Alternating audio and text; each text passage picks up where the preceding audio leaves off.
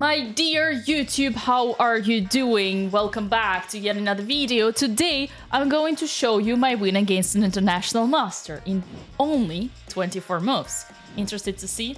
Let's go. This game was played a little bit over than 1 month ago in March 2023 in German Bundesliga. I was facing Mark Heidenfeld with black pieces. The game started with e4. As you all know already, of course, I go for Caro-Kann. c6, d4, d5. Now, I do need to tell you that the reason I chose this game is not just because I beat an international master, well, 24 moves, as if it never happened before. It's true that it's relatively fast, but still. I do want to tell you the story behind. This game was a perfect example of how important is the preparation, in fact. And as you know or not, but in Bundesliga, you usually do not exactly predict who you're gonna play with. It usually goes down to 3 at least opponents of the choice, because you cannot expect who's gonna be in your opponent's team, since there are, let's say, 6 or 8 boards and let's say 14 to 20 participants in the team. Another interesting thing is that I didn't really want to go play this game because it was only one game and I had to travel. And I was a little bit tired at that time. And my captain actually insisted on me playing this game because the team was about to lose in the league, to quit the league. And my captain needed a strong player like me to reinforce the team. So I was like, you gotta do what you gotta do. While preparing to this game, I saw that my opponent played mainly knight c3. I guess you all know knight c3, d takes c4, knight takes c4, bishop f5, knight g3, bishop g6, and blah, blah, blah. Tons and tons of theory here. Or this main line that happened in the game, e5, bishop f5, and here I noticed that in the database there were 3 games where Mark Heidenfeld, international master from Ireland, the guy I was facing, played knight e2, the very rare idea. Believe it or not, but the 3 games I looked for were played in 1987, 1990, and 1992. You are right. I was preparing for the games that took place over than 30 years ago. e6, knight g3, bishop g6. What is the idea of such a weird line? Knight e2 and knight g3 is oriented to make black, well, first of all, get them out of the book and scare them by playing h4. But most importantly, the reaction that is expected here by black should be something like h6. When black doesn't know the line, they can, usually in Caro-Kann, when black doesn't know the line, they can go for a more passive approach. But after h6, white is immediately better after h5, bishop h7, bishop d3, bishop takes, and queen takes. This was one of my opponent's games. And here the plan is simple. White just prepares to push the f-pawn, also has great strong center, and most importantly, space advantage. And the question to black is, darling, where are you gonna castle? Another game that my opponent had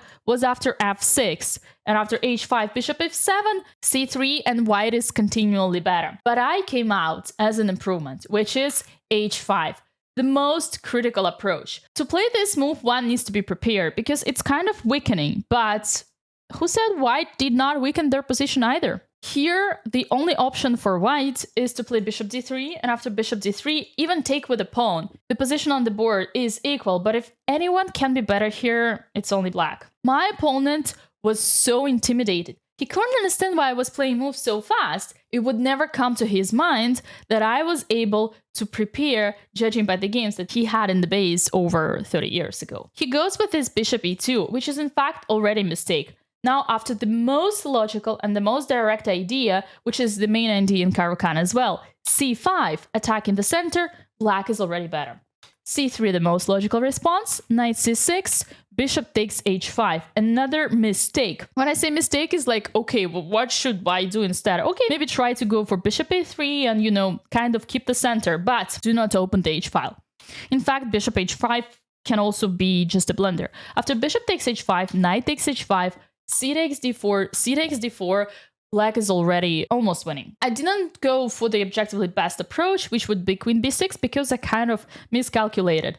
After knight f4, I thought that, well, first of all, positionally, I thought that winning d4 pawn would be less interesting than winning h4 pawn, because, you know, d4 pawn is a weakness, while h4 pawn can always be defended by g3. So it would be smart to take away a strong pawn, h4, and keep the weak pawn, d4, on the board so that my opponent would have to defend it. I think I just miscalculated because after queen takes d4, knight takes d4, attacking c2, king d2, I kind of stopped my analysis and calculation here, but in fact there is just a very easy, very nice tactical blow, which goes with g5, attacking the knight, and the pawn cannot take because goodbye the rook. So after knight goes away, knight d3, we just won the pawn. And in fact, there is no need to compare because d4 and h4 are gonna be both ours. Perhaps I shouldn't be harsh on myself. It's true that queen b6 would have been a brilliant move, but I played also a good one. Oh,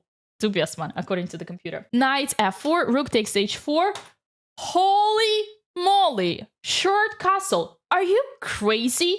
Are you out of your mind?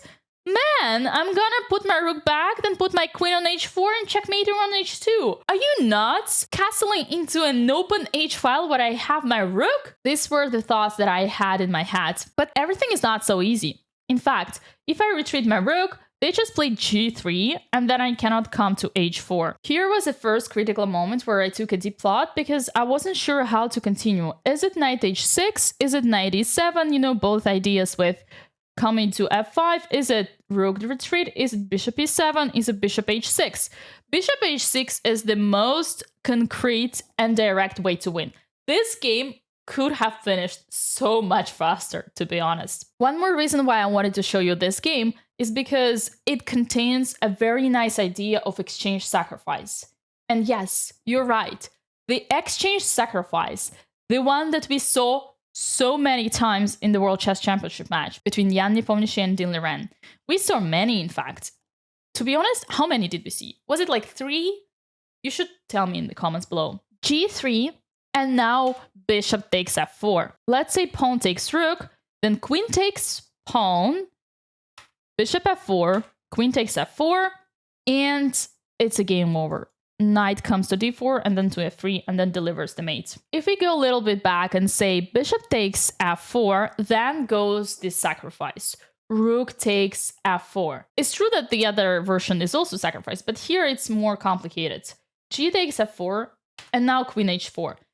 And surprisingly enough, even with the tempo down, even if the knight comes to e2 and protects d4, black is still the only one who is playing for a win.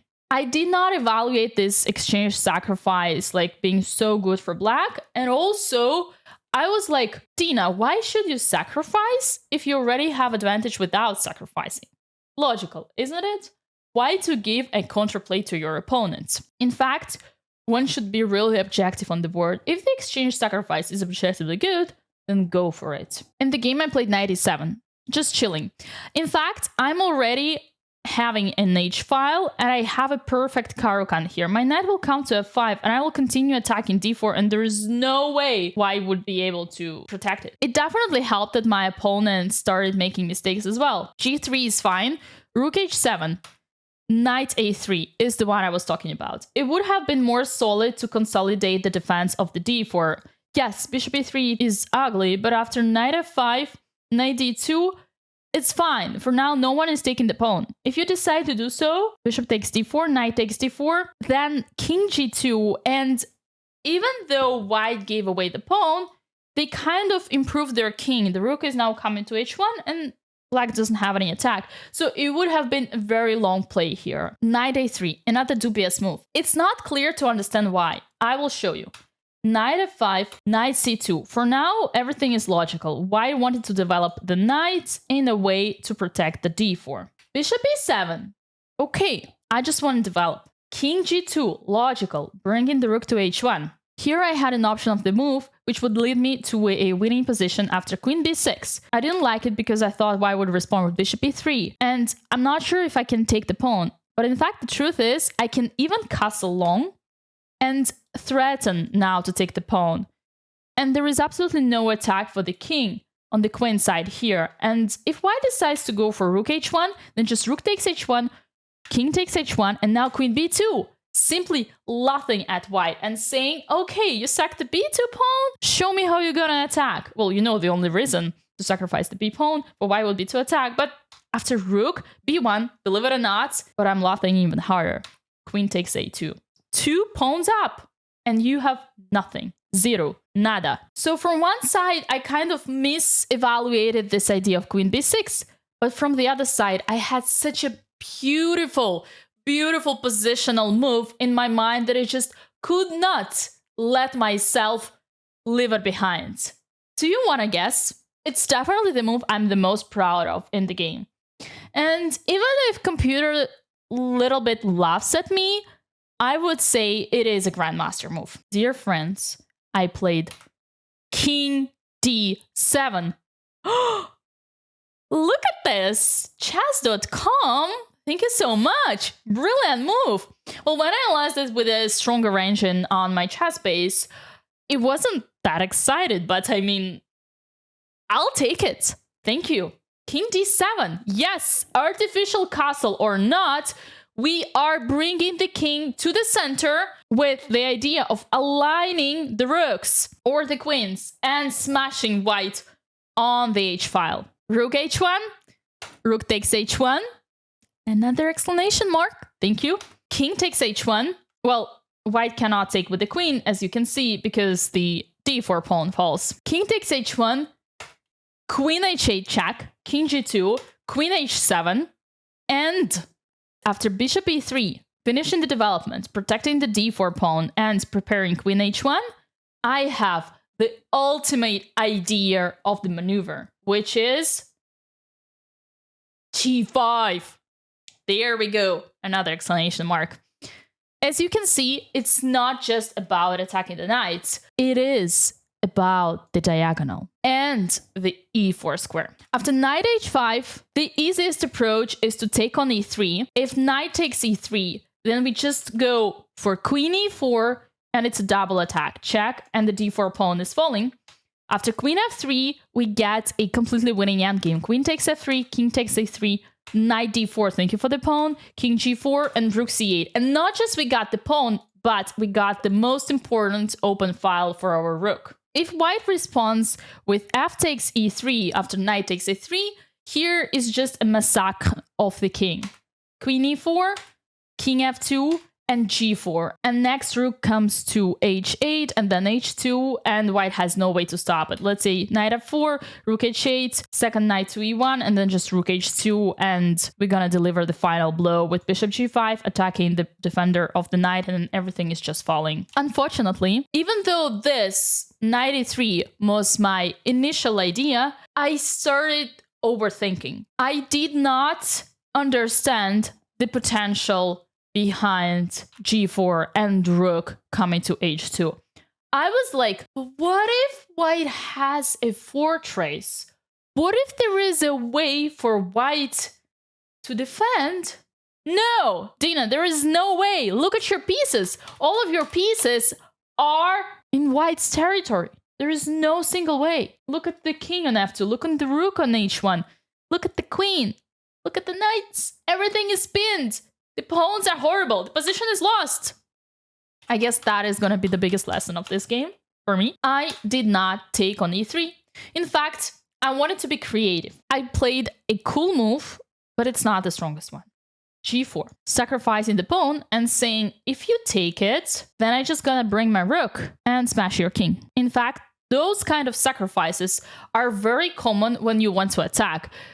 Such pawns are sometimes called poison pawns. You shouldn't take them. Here, the truth is, white just cannot play otherwise. My idea was very greedy. I wanted to get, well, I'm attacking the knight, and if knight comes to f4, then I would just play rook h8, and then if queen h1, knight e3, pawn takes e3, and queen e4, check, wins the queen by, how's it called? You remember?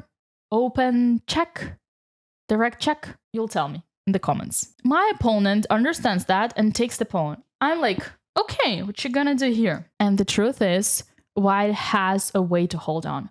After playing queen e2, I do have the one that I intend to go, knight h4, check, and after king f1, only move. I do enter, but the question is, How do I continue the attack?